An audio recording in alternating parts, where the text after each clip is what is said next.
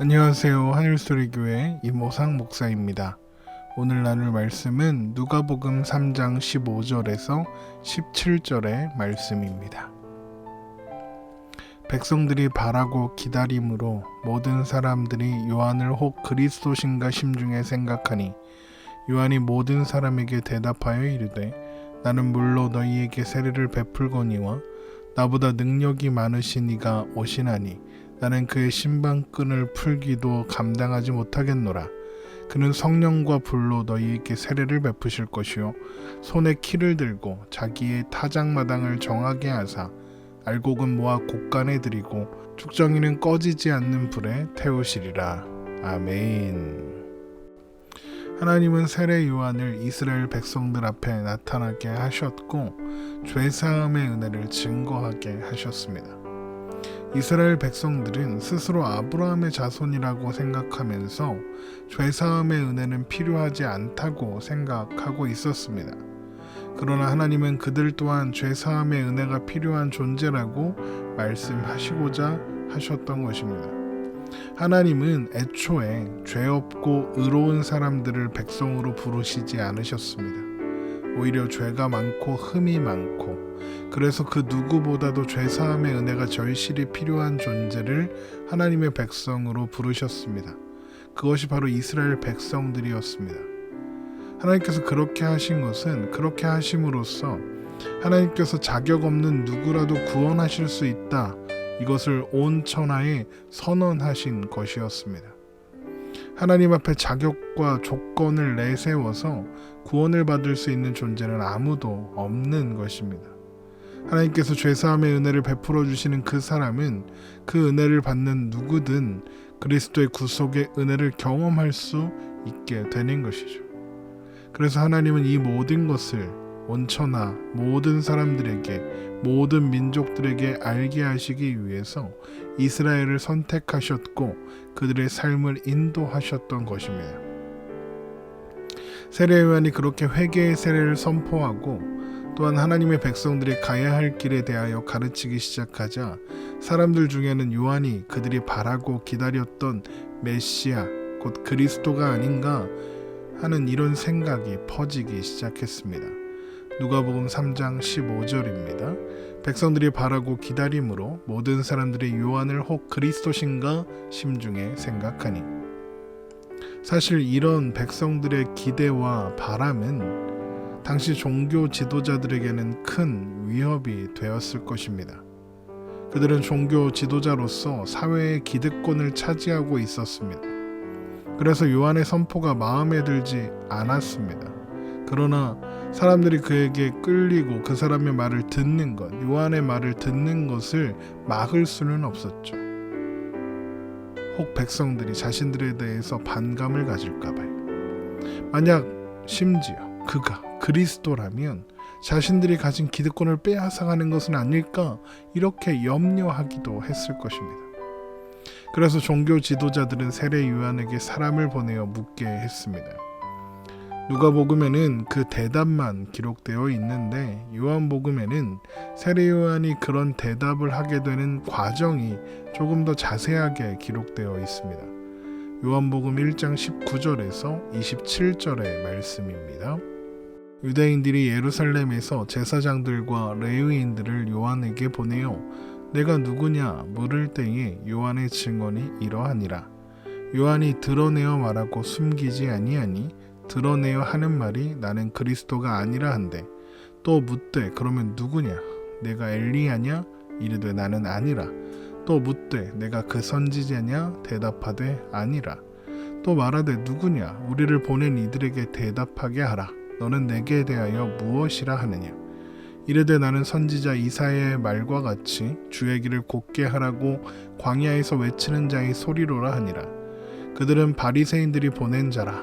또 물어 이르되 내가 만일 그리스도도 아니요 엘리야도 아니요 그 선지자도 아닐진데 어찌하여 세례를 베푸느냐. 요한이 대답하되 나는 물로 세례를 베풀거니와 너희 가운데 너희가 알지 못하는 한 사람이 있었으니 곧 내 뒤에 오시는 그이라. 나는 그의 신방끈을 풀기도 감당하지 못하겠노라 하더라. 당시 종교 지도자들인 제사장들과 레위인들 그리고 바리새인들이 요한에게 던지는 질문은 결국 무엇입니까? 네가 뭔데 세례를 주고 네가 뭔데 그런 선포를 하느냐? 라는 것이었습니다. 그들의 질문에는 요한이 하는 선포와 가르침이 마음에 들지 않는다는 것, 그래서 그런 요한을 깎아내리고 그런 요한의 활동을 중단시키고 싶어 한다는 태도가 담겨 있었던 것입니다. 세례 요한은 자신을 그리스도라고 오해하고 있는 사람들과 그리고 세례 요한을 적대시하며 질문하는 종교 지도자들에게 자신은 이사야 선지자의 예언대로 광야에서 외치는 소리이며 그 예언대로 자신의 뒤에 한 사람이 오실 것인데 그분이 메시아 바로 그리스도라고 이야기합니다. 누가복음 3장 16절에서 17절입니다. 요한이 모든 사람에게 대답하여 이르되 나는 물로 너희에게 세례를 베풀거니와 나보다 능력이 많으신 이가 오시나니 나는 그의 신발끈을 풀기도 감당하지 못하겠노라. 그는 성령과 불로 너희에게 세례를 베푸실 것이요 손에 키를 들고 자기의 타작마당을 정하게 하사 알곡은 모아 곡간에 들이고 쭉정이는 꺼지지 않는 불에 태우시리라. 세례 요한은 물로 세례를 줌으로써 죄사함의 은혜, 그래서 죄와 사탄의 권세에서 벗어나 자유케 하는 그 은혜를 전하고 증거하고 있는 것 뿐이며 이 은혜를 베푸실 분은 요한의 뒤에 오시는 분 그리스도시다 라고 대답한 것입니다. 요한은 자신의 뒤에 오시는 분은 자신보다 능력이 많으신 분이실 뿐만 아니라 자신은 그분의 신발끈을 풀 자격도 없는 사람이라고 했습니다. 그리고는 자신은 물로 세례를 주지만 그분은 오셔서 성령과 불로 세례를 주실 것이라고 하였습니다. 이런 일을 통해서 그리스도께서는 그의 타작마당을 정하게 하실 것인데 알곡은 모아 곡간에 들이고 쭉정이는 꺼지지 않는 불에 던질 것이다 라고 대답했습니다. 이런 세례 요한의 선포를 들을 때 우리는 이런 생각을 하게 됩니다. 누가 알곡이고 누가 쭉정이일 것이냐? 누가 참된 이스라엘이며 누가 하나님에 속한 자인가? 누가 진정한 아브라함의 자손인가? 이런 질문을 하게 될 것입니다. 그리고 세례 요한의 모든 선포는 바로 그 질문에 대한 대답이었습니다. 세례 요한은 그것은 혈통에 따라 되는 것이 아니며 그리스도께서 성령으로 주시는 세례를 받는 사람, 성령으로 말미암아 거듭난 사람, 하나님께서 생명 얻는 회개를 주사 성령의 인치심을 받고 죄사함의 은혜를 받게 하시는 그 사람, 그래서 좋은 열매를 맺을 수밖에 없도록 좋은 나무가 된 그 사람이 바로 알곡이고 참된 이스라엘이며 하나님께 속한 하나님의 진정한 백성이며 진정한 아브라함의 자손이다 라고 선포하고 있는 것입니다. 사도 바울은 이것에 대하여 이렇게 말합니다. 로마서 2장 28절에서 29절의 말씀입니다. 무릇 표면적 유대인이 유대인이 아니요 표면적 육신의 할례가 할례가 아니니라. 오직 이면적 유대인이 유대인이며 할례는 마음에 할지니 영에 있고 율법 조문에 있지 아니한 것이라. 그 칭찬이 사람에게서가 아니요 다만 하나님에게서니라. 표면적 유대인이 유대인이 아니라 이면적 유대인이 진짜 유대인이라 이야기합니다. 이면적 유대인이 무엇입니까? 세례 요한이 선포한 그대로죠. 하나님께서 그리스도를 통하여 주시는 죄사함의 은혜를 받은 사람, 그래서 겉으로 혈통이나 육체적으로 행한 할례와 같은 어떤 행위가 아니라 하나님께서 그 마음을 변하게 하신 사람, 성령과 불로써 세례를 받은 사람, 하나님께서 그 마음에 할례를 행하여 주신 그 사람이 진짜 유대인이요 진짜 하나님의 백성이며 곳간에 드리는 하나님의 천국 곳간에 드리는 알곡이 되는 것입니다. 갈라디아서 3장 26절에서 29절의 말씀입니다.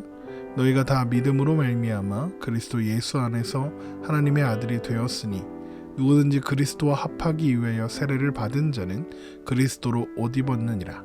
너희는 유대인이나 헬라인이나 종이나 자유인이나 남자나 여자나 다 그리스도 예수 안에서 하나이니라. 너희가 그리스도의 것이면 곧 아브라함의 자손이요 약속대로 유업을 이을 자니라. 바로 우리가 그리스도 예수 안에서 하나님의 아들이 되고 주님께서 주시는 성령과 불의 세례를 받고 그리스도로 옷 입게 된 사람들인 것입니다. 그래서 혈통이 유대인이든 이방인이든 헬라인이든 신분이 종이든 자유이든 성별이 남자든 여자든 상관없이 그리스도 예수 안에 있는 그 사람이 곧 하나님께 속한 사람들이고 아브라함의 자손이고 하나님께서 아브라함에게 약속하신 영원한 유업을 받을 사람인 것입니다. 그렇게 자격 없이 조건 없이 오직 은혜로 우리는 부름을 받아 하나님의 자녀가 되었고 하나님의 천국 유업을 받은 자들이 된 것입니다.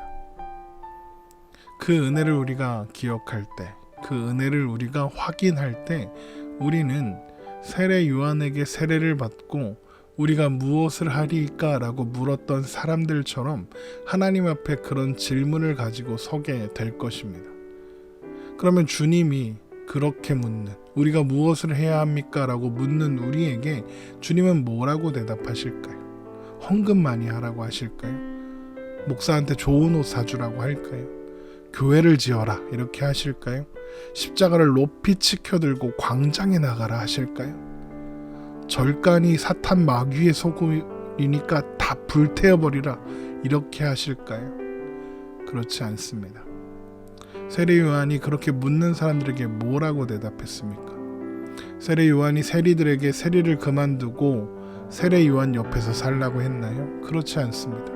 세리의 자리에서 살아가되 하나님 앞에서 세리로 살아라 했습니다. 이웃을 괴롭히거나 착취하지 말고 거둘 세금만 거두라고 했죠. 군인들에게는 뭐라고 했습니까? 당장 살인하는 그런 훈련이나 하고 있는 그런 거 당장 그만두고 성전에 가서 일하거나 세례 요한을 따르라 이렇게 이야기했습니까? 아닙니다. 군인으로 살아가라고 했죠. 다만 하나님 앞에서 군인으로 살라 했죠.